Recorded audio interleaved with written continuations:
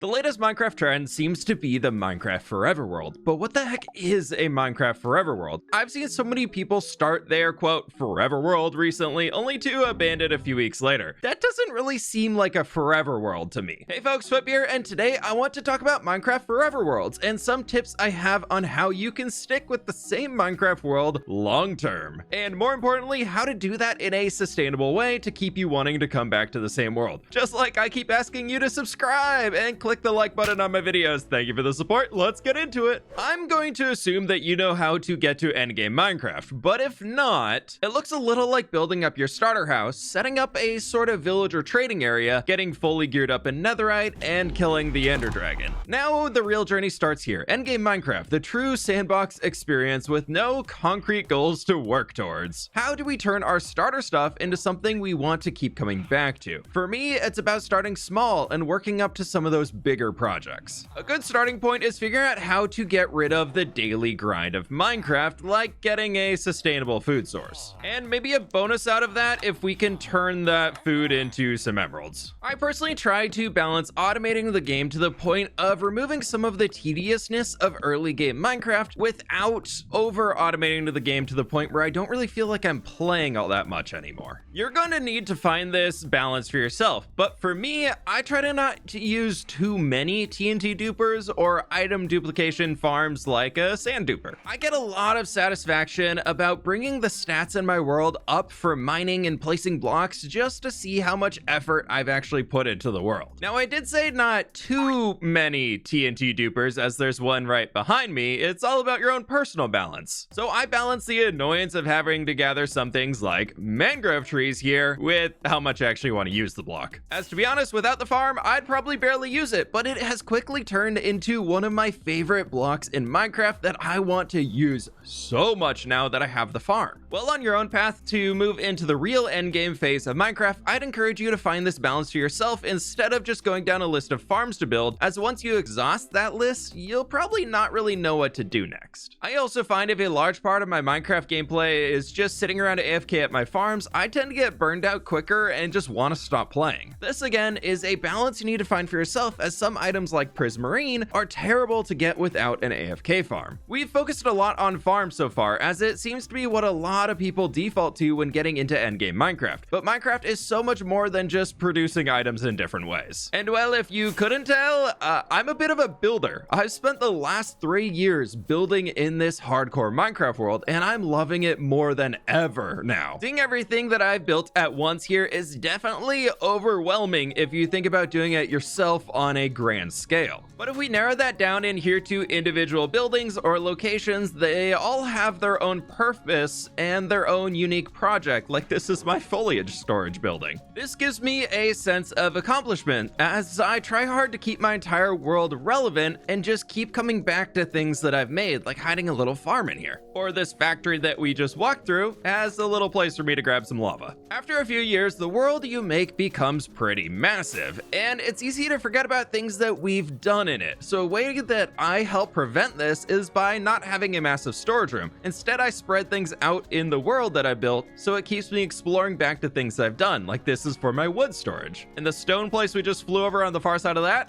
well, that's a quarry for all my stones. Endgame Minecraft is about creating a world that you're proud of and something that you want to spend time in. So not everything needs to be super efficient if that means it's less fun in the end. A forever Minecraft world is about the journey, not a destination, as the goal is to not have a destination at all. It just keeps on going. So how do we keep our Minecraft world going without burning out or just running out of things to do? That's where sustainability comes into play. Not everything you do in your Minecraft world needs to be a mega build or a mega farm. It is a very slippery slope though, as the more that we add into our world, a single house doesn't feel like it has that much of an impact on it. Now, when we add a bunch of buildings together, wow, we've made an impact. Yay, so happy. Woo, dopamine. Yeah, it's so great. But it's a lot of work, and each time you do it, the project would have to get bigger and bigger for that same level of satisfaction. I mean, just look at Minecraft YouTube right now. The projects people do in a single video are insane. Yeah, they're pretty insane. right. Yeah. Yes, I'm still digging out this stupid river. I know, I'm part of the problem right now. I know, I get it. My caveat here is I'm 3 years in already, so it's fine to take on some bigger tasks. Maybe just don't sprint through doing them like me. The way I've worked up to this is over the time I've spent in this world, I've leveled up my build slowly over time to add up into larger things. This also includes technical farms, as some of the early ones I built, like this moss farm here, well, they aren't all that great. So over time, as a need for a certain block increases, I can make a better farm to be able to help out with that. One of my favorite things I've done in this world is building this massive mountain over here. It's cool because in the nether, it links up to my gas farm. I found that I don't work in the nether enough for it to keep producing enough gunpowder, but I do fly near this area a ton. So inside of the mountain, I lit it all up and built a decent creeper farm. Both of these come into the same storage network here. Two totally different projects that I did over a year apart have now come together to help me out even more. Yeah, so stocked up here. I'm taking those. And since then, within the last year, I've actually built a new gunpowder farm in this big building that also has a sugarcane farm in it to automatically craft rockets inside. With Minecraft constantly updating the game, new features will be introduced, and I find it fun to try and bring them into my existing world. So I actually do enjoy building multiples of the same resource farm around my world so I can get a little trickle of materials wherever I am. This building here is my first sugarcane farm, but I think I have 3 of them in the world now, so I can always access more paper for rockets wherever I'm going. So over time, I spend a few hours here and there building up a new farm instead of needing some mega farm that I'd spend weeks creating once and only go back to AFK when I need more. The more time I can actually spend playing the game for me, the better. I probably play at a slower pace than most people, but I am totally okay with that. The Forever World is about the journey, so the pace that you play at really doesn't matter. If you want to spend 3 hours fussing over the perfect kitchen decorations and you have fun with that, go for it and do it. Why not? Now, if you don't like interior decorating, frog lights in the windows are a great way to look like somebody's home and has the lights on, and then we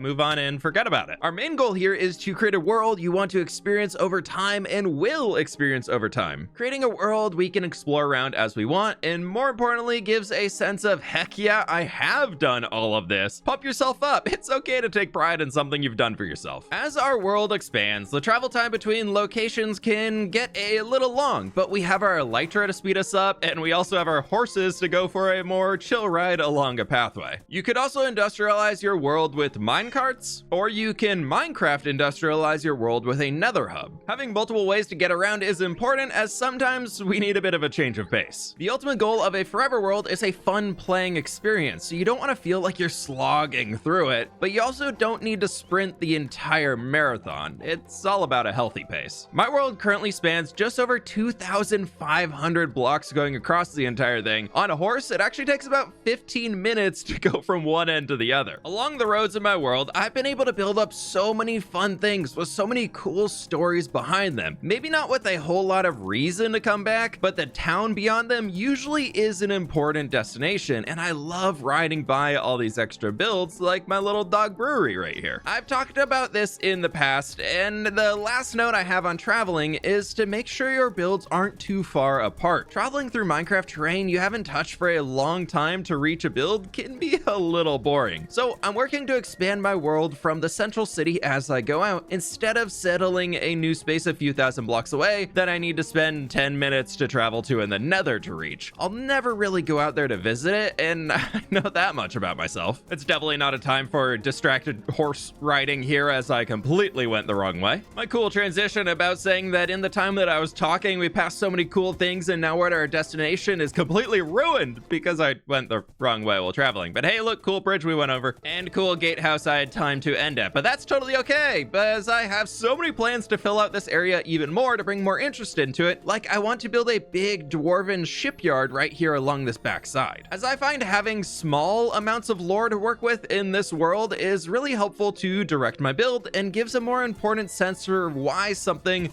might exist. That gives me a lot more personal enjoyment instead of just going, hey look, another farmhouse for no reason, it's just kind of there. Storytelling comes in many different levels. I find the internet tends to jump to crazy in-depth lore, like writing a story about feuding kingdoms, dragons ransacking towns, or even a demon haunting people and causing giant red crystals to appear above their towns. I have no idea where I've seen that before, but it can actually come in at so many different levels. As much as I talk about lore, don't get freaked out. It's actually really easy to grasp and helps to keep new build ideas coming. Let's take this town I built as an example. The town is right across the bridge from our major city, so we can assume that they interact a ton. So there is a big sense of trade here, I'm sure, which means a lot of these central buildings will be shops or inns or taverns or even stables for travelers to spend their coin in or spend the night if they need to. That already gives this place a little bit of a backstory and a purpose to exist. A place outside the city before the traders would likely need to pay some import fee to get their goods into town. So I'm working on building a market right here outside of town that we can fill this entire space with. Now we do have quite a few people living here, so the next questions we need to ask are, how do they live here? Fresh water and food are essential. Now we do have a river right back over here that we can assume they're getting fresh water from, and I do have a few wells scattered around just for an extra bit of water. Food we're dealing with outside of town as we have all of these fields. And to add to that, I have another small village right around the corner over here with an orchard of fruit trees along the road, leading into a small fishing village with a ton of little boats, giving a sense that this tiny village here could probably catch enough fish to eat and then sell in the market that I was just talking about. On top of that, to avoid traveling that longer road going all the way around, they created this quicker path here to connect the town and the village together right behind them through an alley almost. All I've done here is talk about how these people eat and drink water, and we already have so many things going on because of that. The last question I like to answer is, what do they do during the day? Well, I'm still working on that here, but I'll be building out some work yards, like this little smithy that we have back here with some iron and an anvil and a forge going on. Or maybe this woodworking area next to a little garden back here on the far side of the town. The little details in yard we make can really help reinforce what our people do and make the spaces we build even more unique. If you're like me and like to build up a world of towns and whatnot and find yourself getting stuck on what to do next, try asking yourself what the people of the town would need. They definitely need a shulker mess in their backyard. One of the things I know I have overlooked in this world is cattle. Apparently my world is full of pescatarians, as we only really have a small handful of animal pastures around the space. So I'm excited to start answering the questions of how they make shoes, clothes, jackets, get beef, yeah, all that type of stuff, by eventually creating a large cattle ranch outside the city somewhere up here probably. I think it's important to look at how we play and have played the game in the past to make sure we're consistently introducing a new thing or two into our playstyle. Minecraft has done a great job of this by adding in things like trial chambers as a new form of gameplay we can check out and have fun with for a while from time to time. Ultimately, being a sandbox game though, if you only rely on Mojang to introduce new features, you'll probably get pretty bored a lot of the time, as development can tend to take a while. So now if you've tried to create many long-term worlds, do you find yourself consistently making the same builds, farms, or even just stuff in a similar order? I find taking the time to do things differently just for the sake of it being different can actually be a lot of fun. I know I've built the same creeper farm many times in the past to where I can actually build it without even looking at a tutorial. So instead, I now try to take what I learned from building those so many times over, how it all works, and try to come up with something by myself. It might not be as good, but I usually have more fun doing it. Well, maybe not, but at least I have a fond memory of those things after a while, and it makes me feel like I've really learned the mechanics behind stuff. Like the fact this is a pillager outpost, and there is no way outside of spawn proofing the entire thing to remove pillagers from spawning, so I just gave them a castle instead. I don't claim to be a redstone master, but I do like to learn that side of the game to hopefully one day understand it a little bit more. All of this helps me to break the mold of how I play this game, as sitting in the same lane for too long tends to bring a sense of burnout. I need variety in the gameplay, which is actually a huge reason why I play survival. I actually have another copy of this world that I play in creative to plan my builds out, but I find that if I only play in here, I actually get pretty bored and burned out as well. I I actually need the survival grind to get materials and build the stuff in the main world to stay engaged in what I'm doing. But if I design things in just survival, I'm usually not fully happy with the result, or I just get kind of stressed about doing it, to be honest. So the creative copy helps me have more fun and also create better builds that I'm proud of. That's all how I find a lot more enjoyment in the game, and something that helps me stay engaged for that cool forever world everyone is so excited about nowadays. I am playing in hardcore, so I know this isn't truly a forever world, as well, things happen, but man, I am excited to see just how long I can last in this world. While recording, we actually passed 8,700 days. Woohoo, go me! So if you're interested in following along with my journey, check out the playlist on my channel for season 3 of Hardcore. Subscribe so you don't miss out on future uploads. Click the like button if you haven't already, and I'll catch y'all on the flip side.